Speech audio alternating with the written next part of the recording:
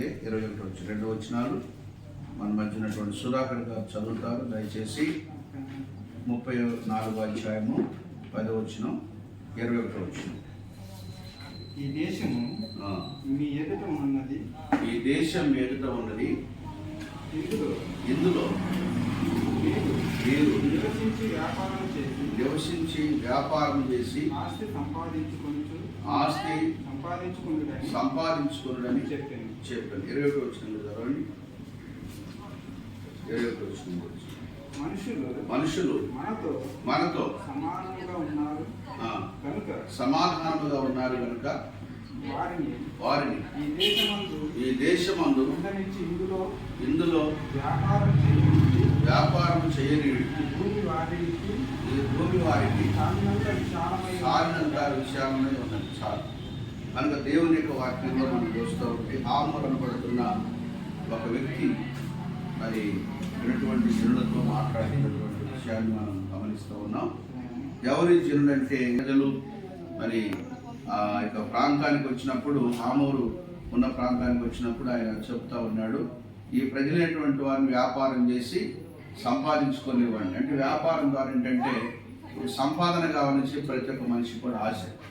అదే ప్రకారంగా మరి సుధాకర్ గారి యొక్క ఉద్దేశం కూడా ఏంటంటే జీవనోపాధికి కొంత సంపాదన కావాలంటే ఏదో చిన్న వ్యాపారం చేసుకోవాలంటే ప్రజలు మరి ఆ యొక్క ప్రాంతానికి వచ్చినప్పుడు, ఆమూరు ఉన్న ప్రాంతానికి వచ్చినప్పుడు ఆయన చెప్తా ఉన్నాడు, ఈ ప్రజలైనటువంటి వారిని వ్యాపారం చేసి సంపాదించుకునేవాడిని. అంటే వ్యాపారం ద్వారా ఏంటంటే సంపాదన కావాలని ప్రతి ఒక్క మనిషి కూడా ఆశ. అదే ప్రకారంగా మరి సుధాకర్ గారి యొక్క ఉద్దేశం కూడా ఏంటంటే జీవనోపాధికి కొంత సంపాదన కావాలంటే ఏదో చిన్న వ్యాపారం చేసుకోవాలి. నీవెందుకు చూడవు, మీరు మా ప్రాణమును ఆయాసపరచుకునగా నీవెందుకు లక్ష్య పెట్టవు అని అంటున్నారు చాలా మంది. ఉపవాస దినమున అదన్నమాట. కనుక ఉపవాసం కొంతమంది వ్యాపారం చేస్తూ ఉంటాం. దేవుని యొక్క ఉద్దేశం మన ఉపవాసం ఉన్నప్పుడు ప్రార్థన చేసుకోవాలి, దేవునితో సహవాసం చేయాలి. కానీ కొంతమంది ఏంటంటే ఉపవాస ప్రార్థన చేసుకుంటూ వ్యాపారం చేసుకోవాలి, ఉపవాస ప్రార్థన చేసి జాబ్కి ఉద్యోగానికి వెళ్తాం, ఉపవాస ప్రార్థన చేసుకుని కొన్ని మట్టి పనులు చేసుకుని వెళ్తాం. అటువంటిప్పుడు పని చేసుకోవాలి. అంతేగాని మన ఉపవాసం ఉంటుంది దాని అది అర్థంగా మన యొక్క కడుగులు మార్చుకోవడం అయిపోయింది. కనుక ఉపవాస దినం రోజున ఏం చేయకూడదంటే మనం ఏదైనా ప్రార్థన పెట్టుకుని ఉపవాసం ఉండాలని ఉన్నప్పుడు రహస్యంగా మన గదిలో వచ్చి నేను ఉపవాసం ఉన్నా అని చెప్పి ఇతరులతో మనం చెప్పకూడదు. అది ఒక వేషధారణలాగా అయిపోతుంది. ఇంకో మాట 13 వచ్చిన కూడా చదవండి. ఇంకేమంటాడు, నా విశ్రాంతి దినమున వ్యాపారం చేయమని నీవు అంటే ఊరుకోవాలి మనం. ఇది ప్రతిష్ఠితమైన దినం, దేవుని ఆరాధించే దినం. ప్రతిష్ఠితమైన దినం అంటే దేవుని ఆరాధించే దినం కనుక మన విశ్రాంతి దినం ఏ పని కూడా చేయకూడదు, అంటే వ్యాపారం చేయకూడదు. కనుక వ్యాపారాలు చాలామంది ఏంటంటే క్రైస్తవులు కూడా ఆదివారం రోజు కూడా వ్యాపారం పెడతారు. ఆ కిరాణా దుకాణం కదండి, డబ్బులు సంపాదించుకోవాలి, ఆదివారం కదా బాగా ఎక్కువ షాప్ నడిచేది.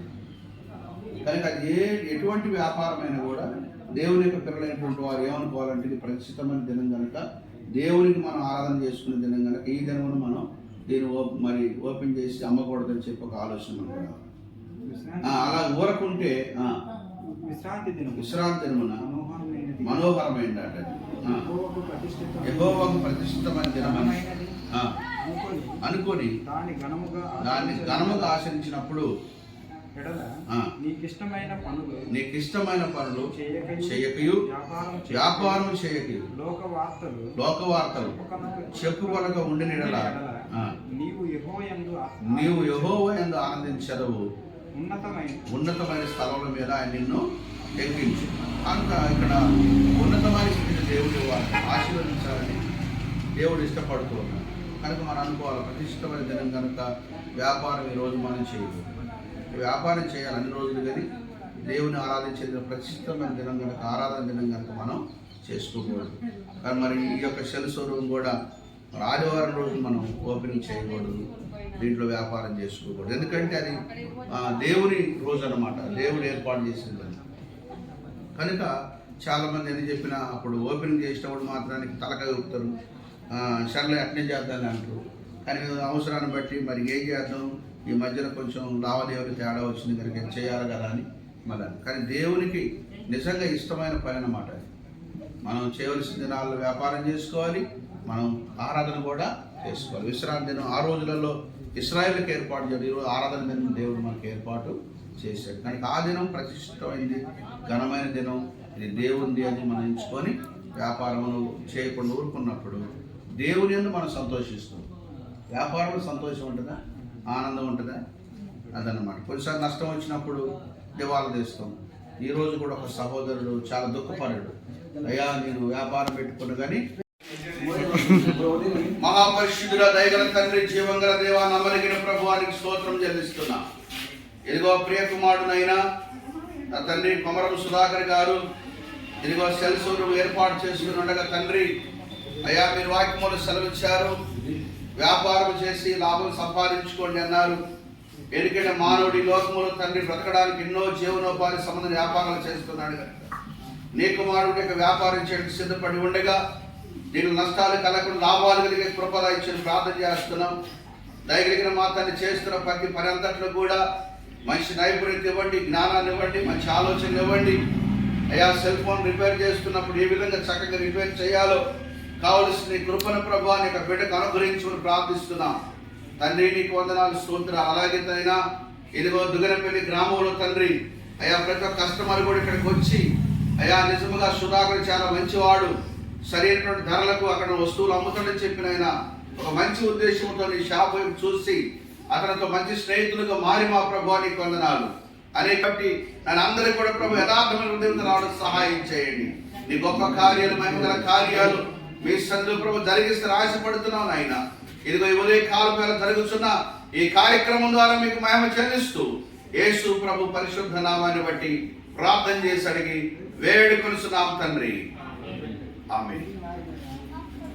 తండ్రి యొక్కయు కుమారుని యొక్కయు పరిశుద్ధ ఆత్మనామంలో ఈ సెల్సోను ఓపెనింగ్ చేస్తారు. అందరూ కూడా బిగ్గరగా చప్పట్లు కొట్టి హల్లెలూయా హల్లెలూయా స్తుతి మహిమ ఎల్లప్పుడు దేవుని ఇచ్చెదము.